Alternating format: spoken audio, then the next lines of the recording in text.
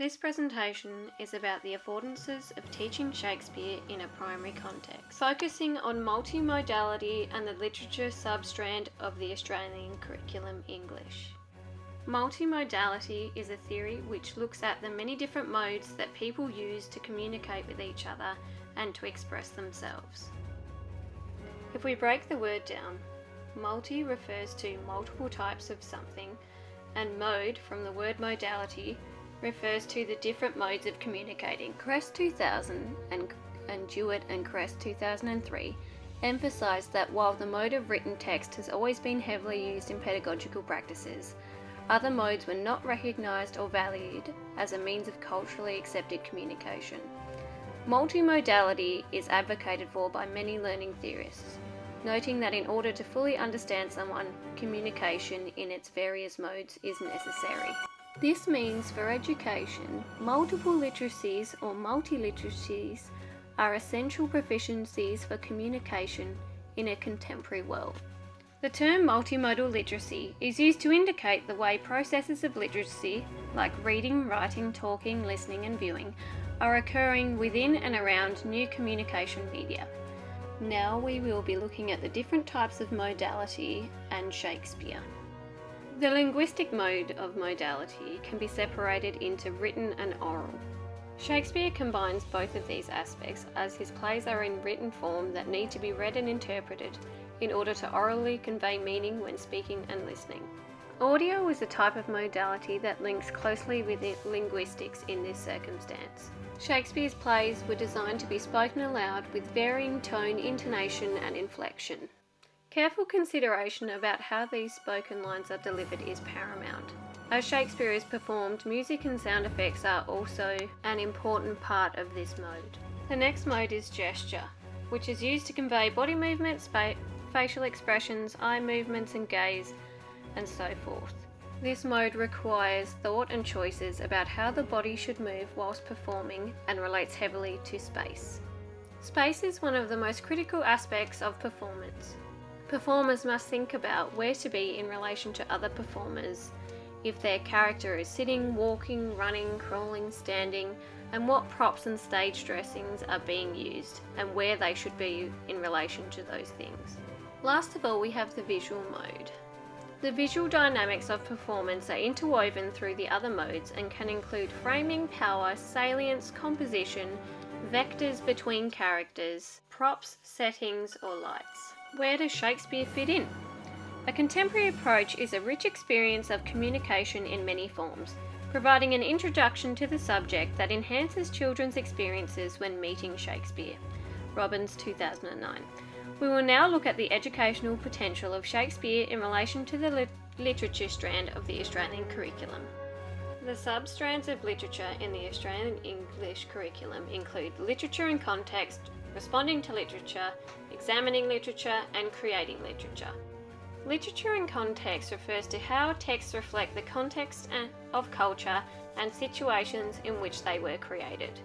Macbeth is one of Shakespeare's plays that was written between 1603 and 1606. It has a rich historical context that focuses on English and Scottish history, the monarchy, politics, and the union of Scotland and England. This text was written shortly after the death of Queen Elizabeth and reflects the themes of the King of Scotland becoming King James I of England. Responding to literature refers to students' personal responses to the ideas, characters, and viewpoints in a text, and expressing preference and evaluating texts. Through the play of Romeo and Juliet, students can have a look at the ideas around feuding families, character studies around dynamic characters such as Tybalt, the point of view of the apothecary, and other adaptations that have been made into animations in recent years. Examining literature is when students have a look at the features of literary text, including plot, setting, character, mood, and theme. They also examine language devices in literary text, including figurative language. A Midsummer Night's Dream is unlike many of Shakespeare's other plays, as it contains 4 main plot points, many characters, and is set in mythical Athens. The theme of this play centres around love and contrasts love between multiple characters. Creating literature refers to students creating text and experimenting and adapting texts. Students can create their own version of some of Shakespeare's texts, like the pictured ones in the centre, which are modern adaptations of Shakespeare. Directions Theatre Company also holds an annual Shakespeare in the Gardens, which features Shakespeare's plays in contemporary adaptations.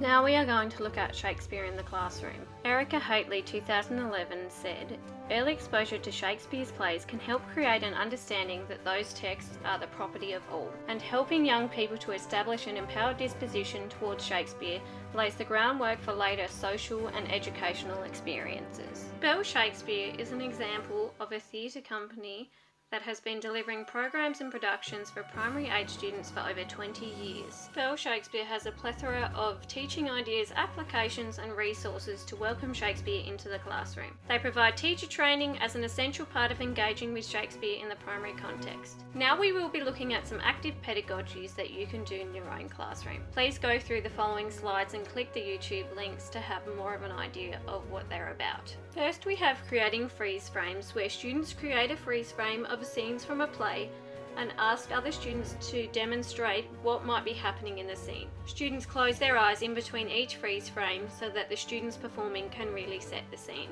Another layer that can be added to freeze frames is freeze frames and thought tracking. Students do a similar type of thing, but instead of asking the audience what is going on, students are tapped on the shoulder and asked to speak aloud what they think their character might be thinking or feeling at the time of the scene. The whoosh is a whole class storytelling activity where the teacher sets up the scene and the students become all different aspects of the story. To do this, you need a large open space to create a circle where the teacher acts as the narrator and invites students to come up and act out parts of the story. When the circle becomes too crowded or the scene ends, the teacher lets out a big whoosh and the students return back to the circle to start again. Thank you for watching this presentation. I'd like to leave you with a quote from Robbins 2009. "Shakespeare can provide students with a rich experience of communication in many forms, allowing them to relate and respond to the great classic literature through very contemporary social and cultural context, which they bring into the classroom every day."